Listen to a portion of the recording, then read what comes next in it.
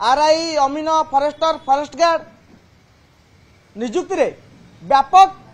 दुर्नीति होइछि बोली आमे अभियोग आनी केवल अभियोग आनी नथिलु प्रमाण सहित अभियोग आनीथिलु सेतेबेले सरकार बाध्य होइथिले तदंत करिया पई एवं फरेस्टर फरेस्ट गार्ड जो नियुक्ति परीक्षा हेइथिला सरकार अनुभव कले सेतिरे दुर्नीति हेइछि सेतिरे दुर्नीतिर प्रमाण मिलिला सरकार को एवं सरकार मेधा तालिकारु 337 जन को बाद देले। एबे हमर प्रश्न जो मेधा तालिका नॉर्मलाइजेशन प्रोसेस बा परसेंटाइल मेथड रे प्रस्तुत करा जाइथिला 337 जन परीक्षार्थी सेतरु बाद पड़िबा परे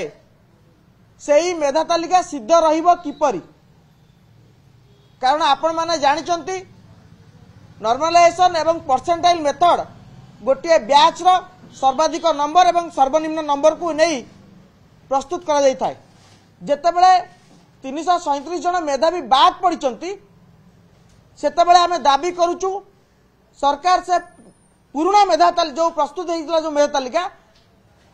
से अनुसार पोस्टिंग न देई एक नुआ मेधा तालिका प्रस्तुत करिवे की एवं हमर द्वितीय प्रश्न माननीय मुख्यमंत्री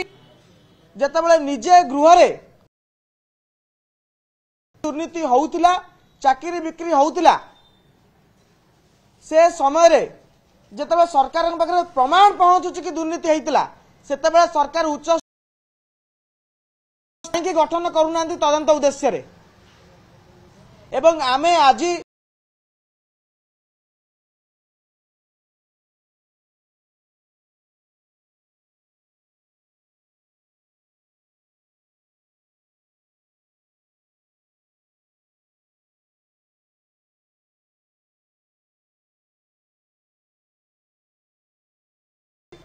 बिचा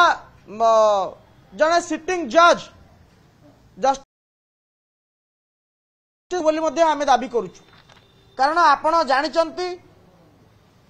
नियुक्ति दुर्नीति एवं चाकरी बिक्री ओडिसा रे नुआ नुहे सरकार कहउचंती ऑनलाइन परीक्षा हेले ऑनलाइन रे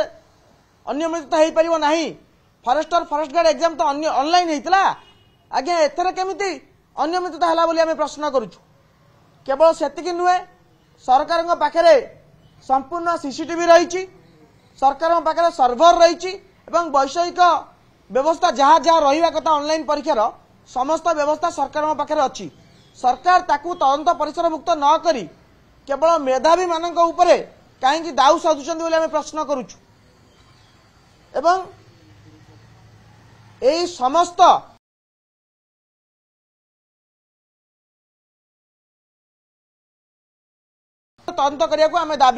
Jupiter Public School awarded as #1 CBSE school in Odisha by the Times of India in promising category. Best faculty, world-class infrastructure, admissions open.